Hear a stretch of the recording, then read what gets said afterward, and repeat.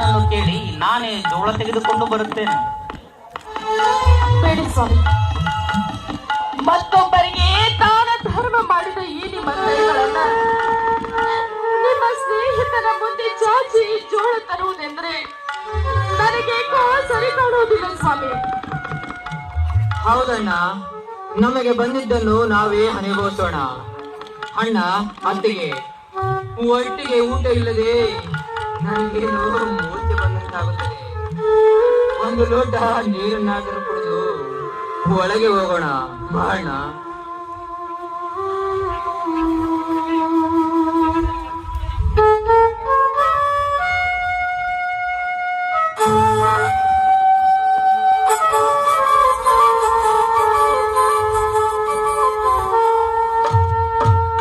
ಅಣ್ಣ ಅತ್ತಿಗೆ,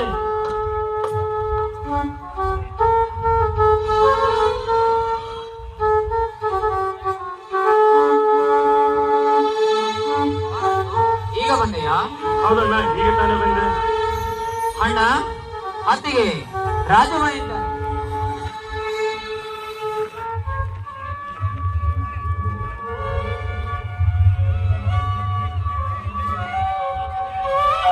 ತಮ್ಮ ರಾಜು, ಈಗ ಬಂದೆಯಾ?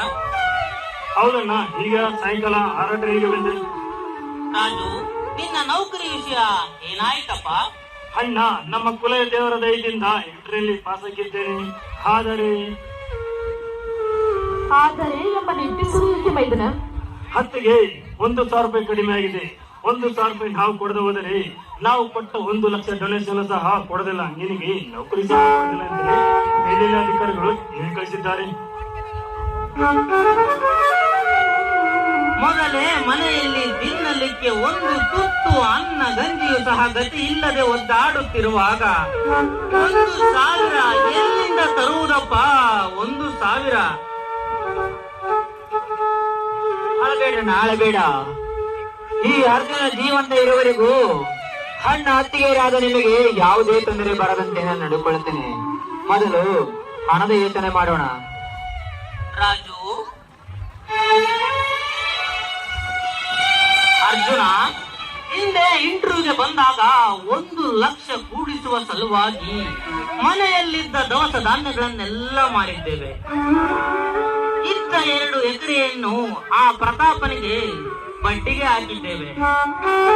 ಮೇಲಾಗಿ ರೈತನ ಬಲಗೈಯಂತಿರುವ 2 ಎತ್ತುಗಳನ್ನು ಸಹ ಮಾರಿದ್ದೇವೆ.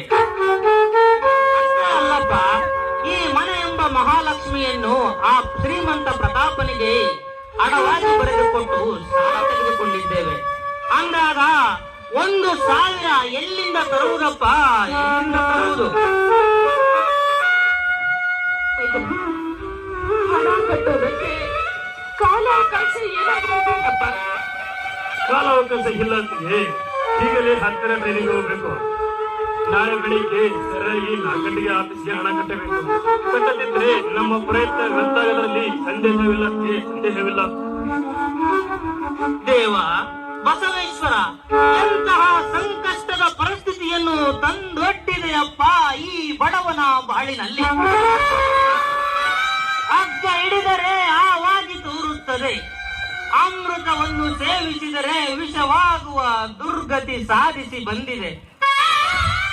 ಏನು ಮಾಡುವುದು, ಹೇಗೆ ಕೂಡಿಸುವುದು?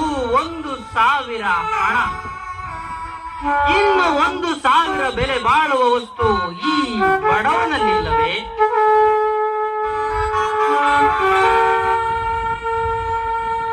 ಇದೆ, ಒಂದೇ ಒಂದು ವಸ್ತು ನನ್ನಲ್ಲಿದೆ.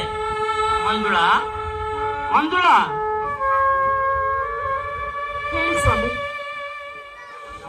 ಮಂಜುಳಾ, ಪತಿಯೇ ಪರಮಾತ್ಮನೆಂದು ನೀನು ನನ್ನನ್ನು ತುಂಬಾ ಪ್ರೀತಿಸುತ್ತೀಯಲ್ಲವೇ? ಎಂದು ಇಲ್ಲದ ಮಾತು ಇನ್ನು ನಿಮ್ಮ ಬಾಯಿಂದ ಬರುತ್ತಿವೆಯಲ್ಲ. ನಿಮ್ಮನ್ನು ಬಿಟ್ಟು ಒಂದು ಕ್ಷಣ ಕೂಡ ನಾನು ಬದುಕಿರುವುದಿಲ್ಲ ಸ್ವಾಮಿ. ನಿಮ್ಮ ಕಣ್ಣಲ್ಲಿ ನೀರು ಬಂದರೆ ನನ್ನ ಕಣ್ಣಲ್ಲಿ ರಕ್ತ ಬರುತ್ತದೆ. ನೀವೇ ನನ್ನ ದೈವ, ನೀವೇ ನನ್ನ ಪ್ರಾಣ ಎಂದು ನಂಬಿರುವವಳು ನಾನು. ಮಂಜುಳಾ, ಅಷ್ಟೊಂದು ಪ್ರೀತಿ ಈ ನಿನ್ನ ಗಂಡನ ಮೇಲಿದ್ದರೆ ಈ ನಿನ್ನ ಗಂಡನಾದ ನನ್ನದೊಂದು ಮಾತು ನಡೆಸಿಕೊಡುವೆಯಾ? ನನ್ನ ಪ್ರಾಣ ಬೇಕಾದ್ರೂ ಸಂತೋಷದಿಂದ ಈ ನಿನ್ನ ಪಾದಕ್ಕೆ ಅರ್ಪಿಸಿಬಿಡುತ್ತೇನೆ ಸ್ವಾಮಿ, ಅರ್ಪಿಸಿಬಿಡುತ್ತೇನೆ.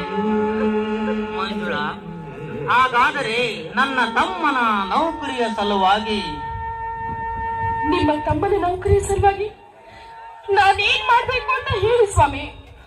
ನನ್ನ ತಮ್ಮನ ನೌಕರಿಯ ಸಲುವಾಗಿ ಬಿಟ್ಟು ಕೊಟ್ಟು ಬಿಡೆ ನಿನ್ನ ಕೊರಳಲ್ಲಿರುವ ಮಾಂಗಲ್ಯ, ಮುಗಿಲಲ್ಲಿರುವ ಮುಗುತಿ.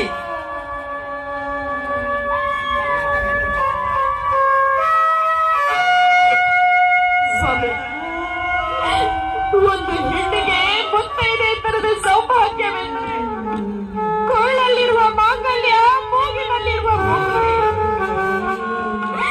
ನೀವು ಬದುಕಿರುವಾಗಲೇ ಅದನ್ನು ನನ್ನಿಂದ ಕಿತ್ತುಕೊಳ್ಳಬೇಡಿ ಸ್ವಾಮಿ. ನಿಮ್ಮ ಕಾಲು ಹಿಡಿದು ಬೇಡಿಕೊಳ್ಳುತ್ತೇನೆ.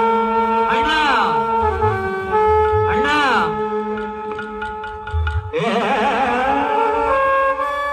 ಮಂಜುಳಾ, ಮಗನಂತಿರುವ ಮೌಯಿದನ ಭವಿಷ್ಯಕ್ಕಿಂತ ನಿನಗೆ ಚಿನ್ನದ ಮಾಂಗಲ್ಯ ಹೆಚ್ಚಾಯಿತೆ. ಅವನೊಬ್ಬ ದೊಡ್ಡ ಅಧಿಕಾರಿಯಾದರೆ ನಿನಗೆ 10 ಚಿನ್ನದ ಮಾಂಗಲ್ಯಗಳನ್ನು ಮಾಡಿಸಿಕೊಳ್ಳಬಹುದು ಮಂಜುಳಾ, ಮಾಡಿಸಿಕೊಳ್ಳಬಹುದು. ನನ್ನ ತಮ್ಮನೊಬ್ಬ ದೊಡ್ಡ ಅಧಿಕಾರಿಯಾದರೆ ಅವನೊಬ್ಬ ದೊಡ್ಡ ಅಧಿಕಾರಿಯಾಗಿ ನಗುತ್ತಿರಬೇಕೆನ್ನುವುದೇ ನನ್ನ ಆಸೆ ಮಂಜುಳಾ, ನನ್ನ ಆಸೆ. ಬೇಡಣ್ಣ ಬೇಡ. ತುತ್ತು ಮಾಡಿ ಉಳಿಸಿ ಬೆಳೆಸಿದ ಹೆತ್ತ ತಾಗಿಂತಲೂ ಮೀಲದು ನನ್ನ ಅತ್ತೆಯ ಮಾಂಗಲ್ಯ ಮುಗಿಸಿ ಮಾರಿ ಈ ನಿನ್ನ ತಮ್ಮನಿಗೆ ಹಣ ಕೊಡೋದು ಬೇಡಣ್ಣ ಬೇಡ. ಹುಚ್ಚಪ್ಪ, ಸಮಯಾನುಸಾರವಾಗಿ ಹೋಗಲೇಬೇಕು. ಅದೃಷ್ಟದ ಬಾಗಿಲು ಯಾರಿಗಾದರೂ ತೆಗೆಯುವುದು ಒಂದೇ ಒಂದು ಸಾರಿ. ಅದು ತೆಗೆದಾಗ ಸೇರಿಕೊಳ್ಳುವುದು ಬುದ್ಧಿವಂತರ ಲಕ್ಷಣ ಕಣೋ. ಮಂಜುಳಾ, ನೀವೀಗ ಅವುಗಳನ್ನು ಬಿಚ್ಚಿ ಕೊಡದಿದ್ದರೆ ನನಗೆ ನಿನ್ನ ಮೇಲಾಣೆ.